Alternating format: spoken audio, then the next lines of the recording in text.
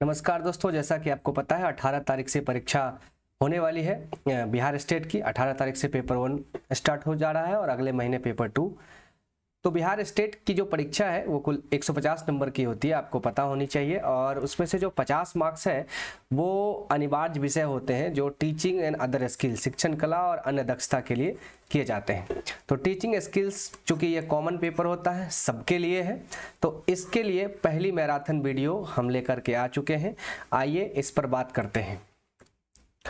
तो सबसे पहले बात करते हैं थोड़ी सी सिलेबस पर। तो बिहार स्टेट की जो सिलेबस है, syllabus of art of teaching and other skill of state, तो 50 मार्क्स का जो ये पूरा सिस्टम है वो आपके सबके लिए कंपलसरी है। जो भी बिहार के बच्चे, बिहार से बाहर के बच्चे स्टेट में अपीयर हो रहे हैं पेपर 1 पेपर 2 में, वो कंपलसरी है, आपको पता ही।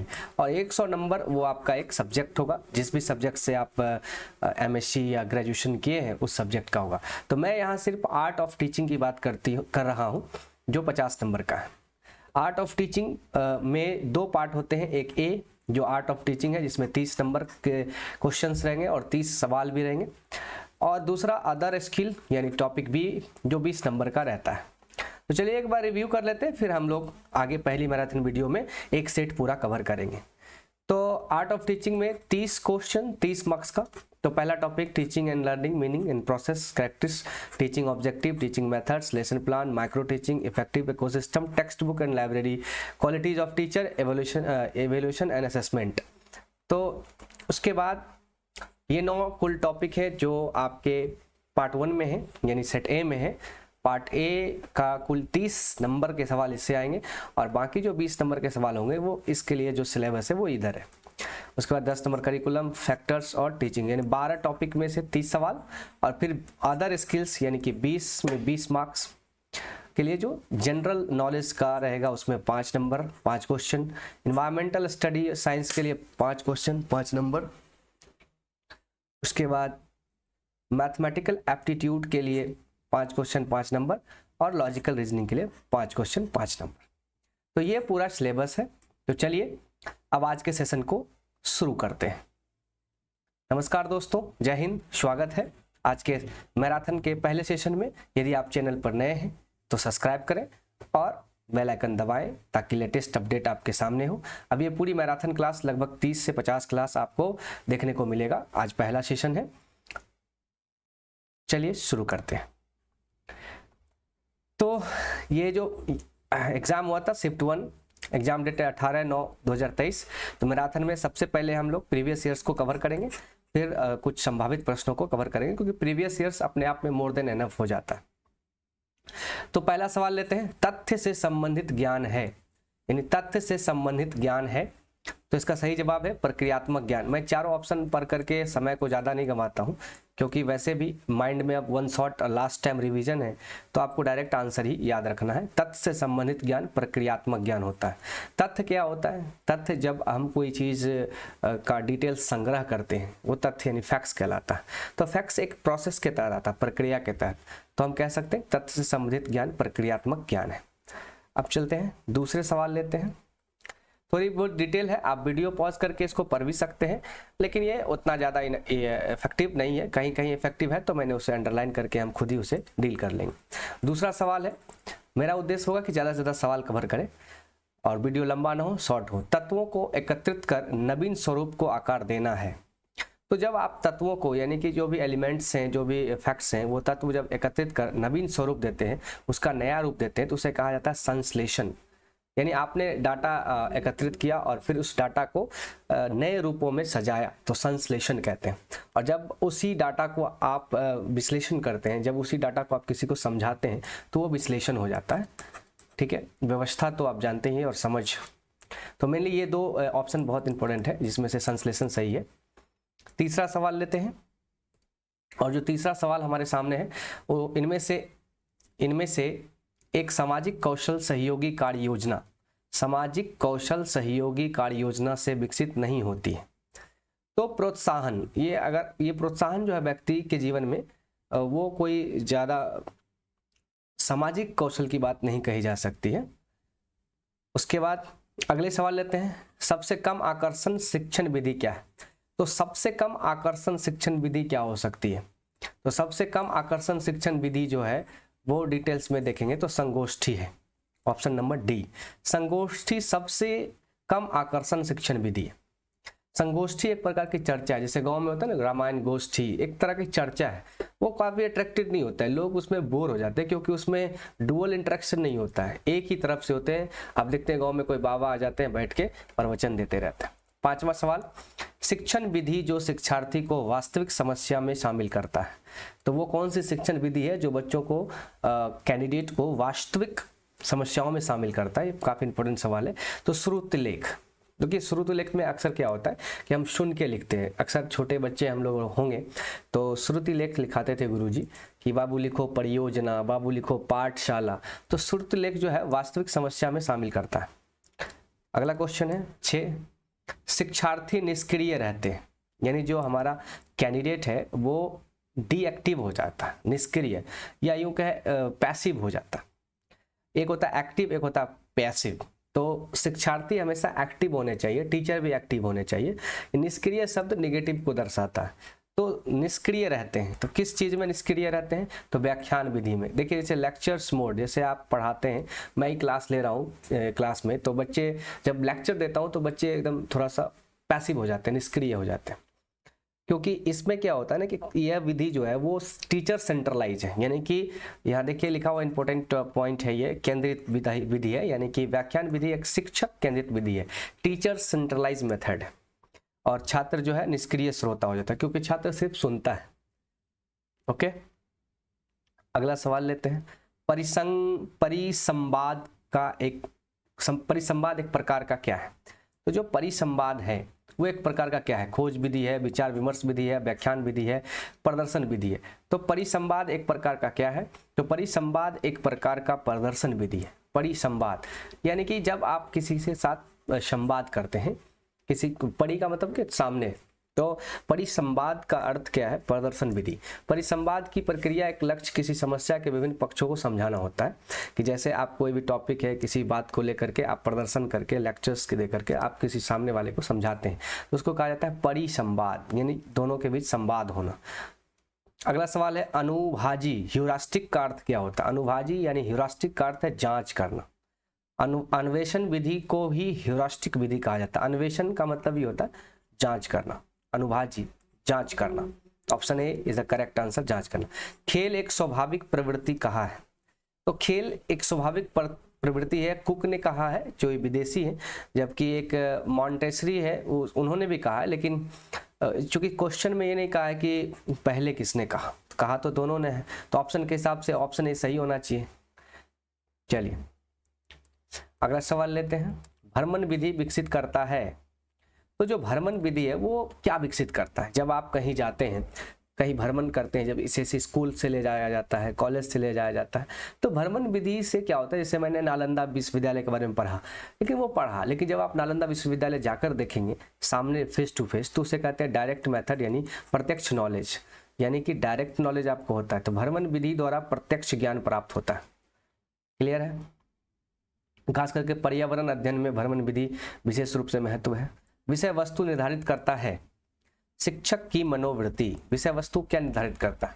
शिक्षक की मनोवृत्ति। तो हमारा जो शिक्षक है, जो टीचर है, जो हमें पढ़ाने वाला है, उसकी साइकोलॉजी को निर्धारित करता है विषय वस्तु हमारा। चलिए अगला सवाल लेते हैं। सवाल नंबर 12। सवाल नंबर 12 जो है वो शिक्षार्थी केंद्रित विधि है, यानी कि शिक्षार्थी केंद्रित विधि में क्या होता है कि जो हमारा कैंडिडेट है, जो स्टूडेंट है, उसको सेंटर में रखा जाता है, तो उसे कहते हैं आगमन विधि। आगमन विधि शिक्षार्थी के केंद्रित विधि से संबंधित है क्योंकि यह एक मनोवैज्ञानिक विधि है। इसमें विशिष्ट अनुभव और उदाहरण के माध्यम से सामान्य नियम का निर्माण किया जाता है। यानी यह याद रखिएगा कि विशिष्ट अनुभव से सामान्य की ओर, विशिष्ट से सामान्य की ओर जब भी जाते हैं तो वो आगमन विधि। और इसी का एक होता है निगमन विधि। निगमन विधि, निगमन विधि में जस्ट इसके अपोजिट हो जाता है। जैसे इसमें विशिष्ट विशिष्ट अनुभव से सामान्य, तो उसमें होगा सामान्य से विशिष्ट। 13 क्वेश्चन नंबर 13, पारंपरिक शिक्षण है।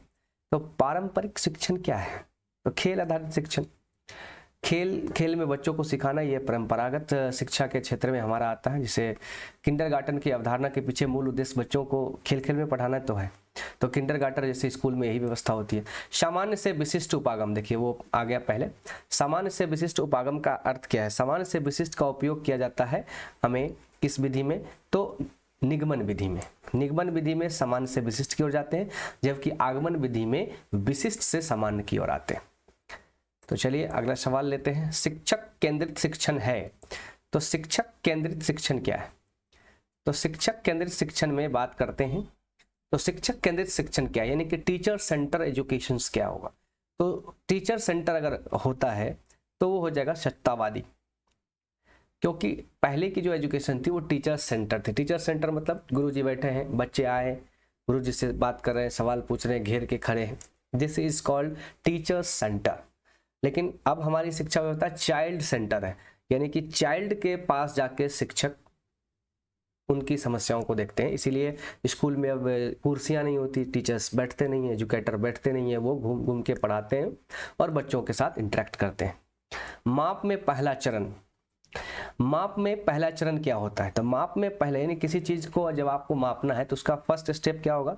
तो क्या मापना है इसका निर्णय करना। तो क्या मापना है आपको, इसका निर्णय करना, ये सही उत्तर है। चलिए अगले सवाल करते हैं। सवाल नंबर 17। सवाल नंबर 17 कहता है निम्नलिखित में से किसकी गुंजाइश सबसे कम है? तो निम्नलिखित में से किसकी गुंजाइश सबसे कम है? मूल्यांकन, आकलन, मापन, परीक्षण। तो परीक्षण का सबसे कम है। मूल्यांकन, आकलन, मापन ये तो है। परीक्षण किसी विशेष क्षेत्र में शिक्षण के पश्चात उस क्षेत्र में छात्र की योग्यता या शक्ति प्रदर्शन के विकास की मात्रा को मापन करने की विधि को परीक्षण कहते हैं। दिए गए विगत विकल्पों में विकल्प डी परीक्षण की गुंजाइश सबसे कम होती है। अगला सवाल लेते हैं। रचनात्मक मूल्यांकन का उद्देश्य क्या है? रचनात्मक मूल्यांकन का उद्देश्य क्या है? तो रचनात्मक मूल्यांकन जो है उसका क्या उद्देश्य है? तो रचनात्मक मूल्यांकन का उद्देश्य है छात्रों की प्रगति की निगरानी करना। तो रचनात्मक मूल्यांकन आपका उद्देश्य यही होता है कि छात्रों की प्रगति की निगरानी करना, कि छात्र किसी टॉपिक को कितना सीखा है, उसके अंदर कितना प्रगति हुई है, डेवलप हुआ है। अगला सवाल बहुत इंपॉर्टेंट सवाल है, कई सेट में पूछे गए हैं। 19 नंबर, निम्नलिखित में से सही क्रम है? तो निम्नलिखित में से सही क्रम क्या है? तो सही क्रम हमारा ऑप्शन ए सही है, परीक्षण, मापन, आकलन, मूल्यांकन। तो सबसे पहले हम लोग परीक्षण करते हैं, फिर मापन करते हैं और उसके बाद आकलन करते हैं और फिर मूल्यांकन करते हैं। चलिए अगले सवाल में चलते हैं। अगला सवाल है क्वेश्चन नंबर 20। निम्नलिखित में से किसमें प्रश्न चिन्ह अधिक विश्वसनीय है? तो प्रश्न चिन्ह देना बहुत जरूरी होता है ऑब्जेक्टिव क्वेश्चन, यानी बहुविकल्पीय प्रश्न। अगला सवाल क्वेश्चन नंबर 21। किस प्रकार के प्रश्नों को विश्वसनीयता के साथ चिन्हित करना कठिन है? तो किस प्रकार का प्रश्न को जब हम देते हैं बच्चों को लिखने के लिए, तो कैसा प्रश्न होता है इसके साथ आप विश्वसनीयता के साथ नहीं चिन्हित कर सकते। तो देखिए संरचित निबंध, असंरचित निबंध, संक्षिप्त, बहुविकल्प, ये तो बहुत विश्वसनीयता है। सबसे ज्यादा अविश्वसनीयता जो होता है वो ये इसमें होता है असंरचित निबंध। असंरचित निबंध वाले प्रश्न को विश्वसनीयता के साथ आप चिन्हित कर ही नहीं सकते, क्योंकि इसमें सवाल कैसे होते हैं, देखिए यहाँ पे एग्जाम्पल दिया हुआ है, आप अपने आप का वर्णन कैसे करें, आपका आदर्श काम क्या है। तो ये असंरचित निबंध है, मतलब इसकी कोई संरचना नहीं। लेकिन संरचित निबंध कौन सा होता है? जैसे कह दे आपको दुर्गा पूजा पर लिख लीजिए, तो आप दुर्गा पूजा के ही बारे में लिखें। यहाँ आपका आदर्श काम क्या है, तो आपका आदर्श काम कुछ भी हो सकता है, कोई दायरा नहीं है, इसलिए उसे कहते हैं असंरचित निबंध।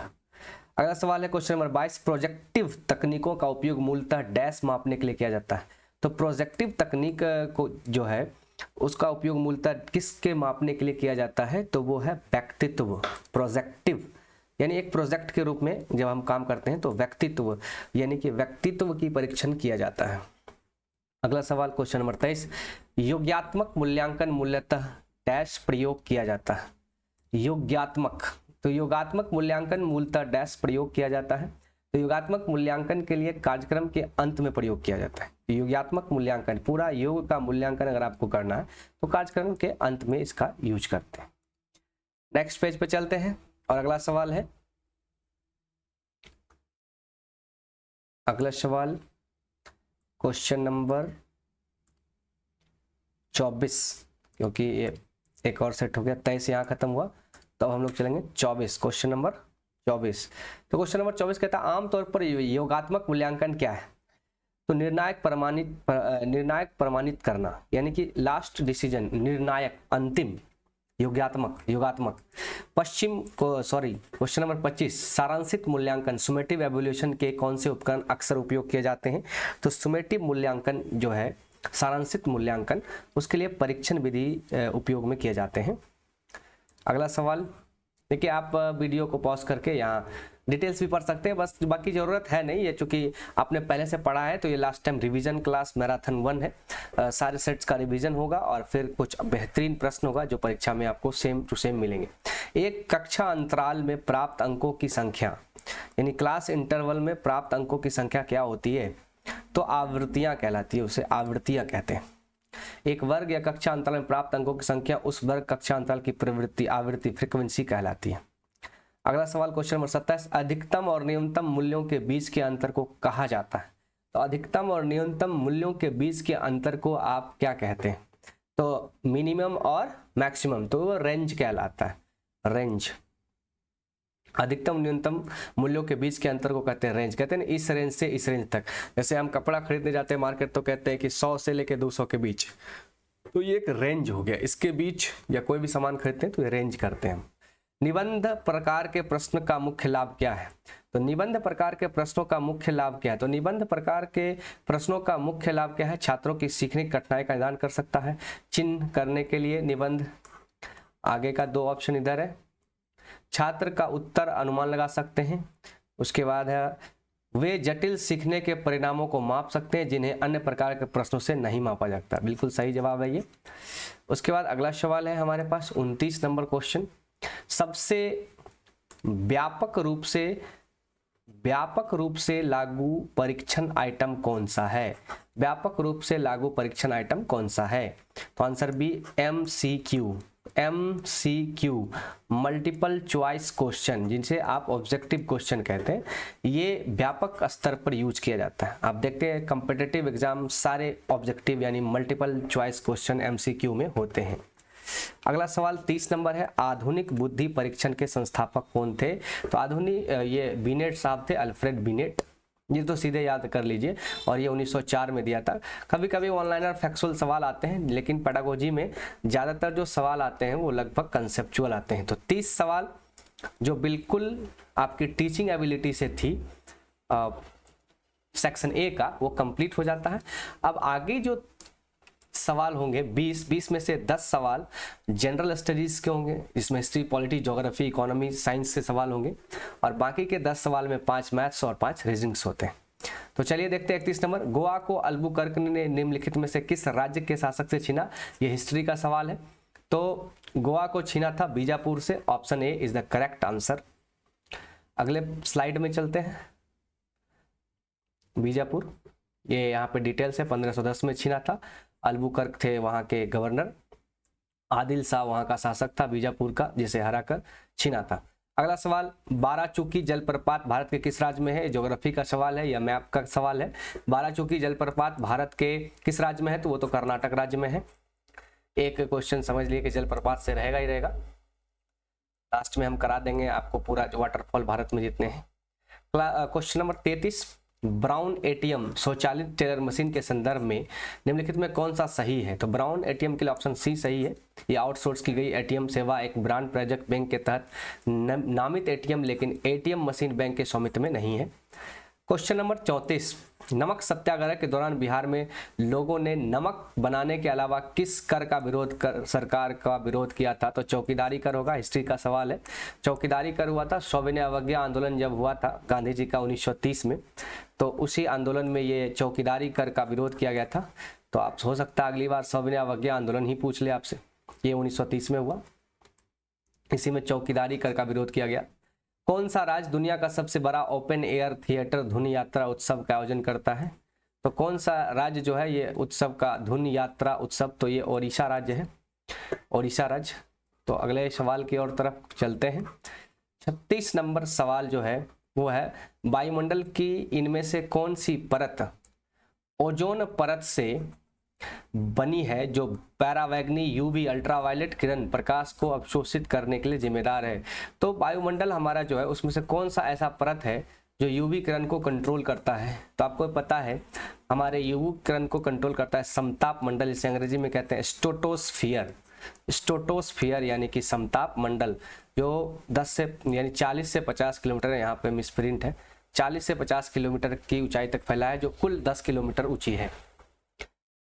अगला 37 नंबर सवाल लेते हैं, इनमें से कौन सा आवश्यक अधात्विक खनिज है? तो अधात्विक खनिज कहता ही तो लोहा में तो धातु है, सोना में धातु है, ग्रेनाइट में यहाँ पे धातु है, पत्थर चूना में नहीं भी है, तो ये ग्रेनाइट संगमरमर ये धातु के रूप में आते हैं। जबकि कोयला, सिलिका और क्ले, मृत सीमेंट ये अधात्विक खनिज में आता है। तो करेक्ट आंसर क्या होगा? ए, ऑप्शन ए अधात्विक वाला। क्वेश्चन नंबर 38, भारत में आदर्श रूप से वन भूमि का अनुमानित प्रतिशत कितना होना चाहिए? तो कितना होना चाहिए ये पूछ रहा है। तो भाई होना तो 33% चाहिए, लेकिन भारत में है कितना? 24%। हो सकता है अगला बार सवाल आ जाए कि सबसे अधिक किस राज्य में है, तो मध्य प्रदेश में है। तो 38 नंबर हो गया कंप्लीट। अब चलते हैं आगे 39 नंबर सवाल। एक पारिस्थितिक तंत्र में, ये एनवायरमेंट से सवाल है, एक पारिस्थितिक तंत्र में आपस में जुड़ी हुई श्रृंखलाओं की एक विस्तृत संख्या एक साथ मिलकर बनाती है, तो खाद्य जाल बनाती है।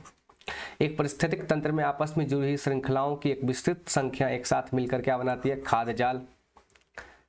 क्वेश्चन नंबर 40, इनमें से कौन सा तत्व विश्व में व्यावसायिक ऊर्जा का खपत का सबसे बड़ा स्रोत माना जाता है?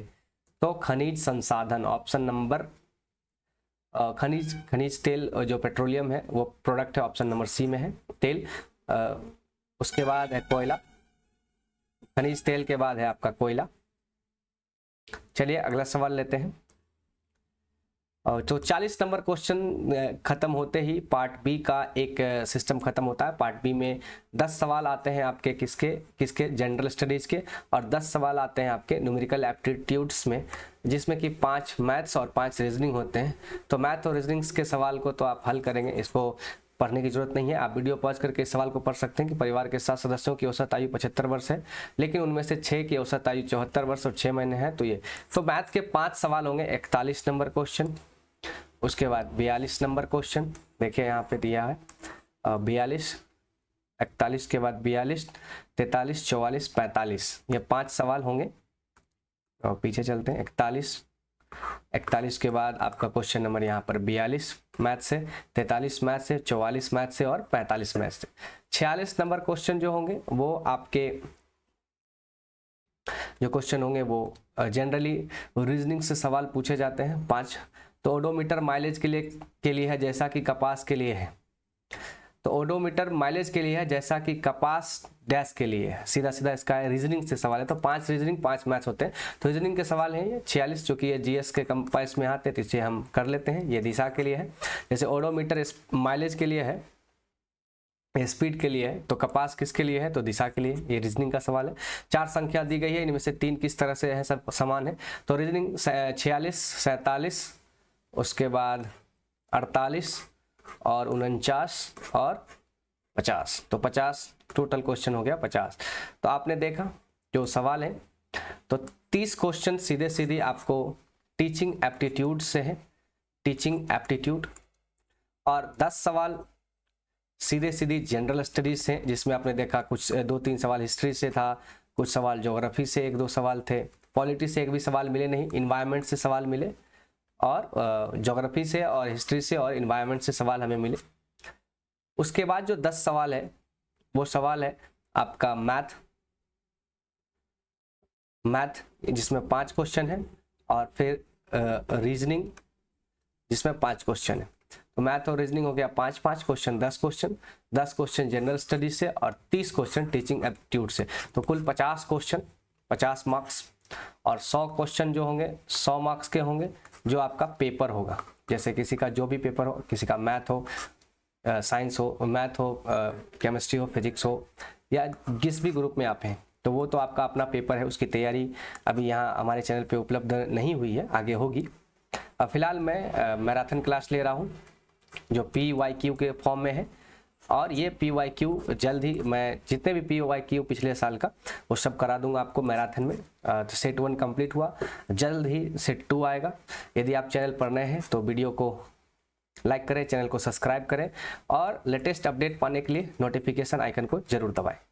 आज के लिए इतना ही। जय हिंद, जय भारत, धन्यवाद।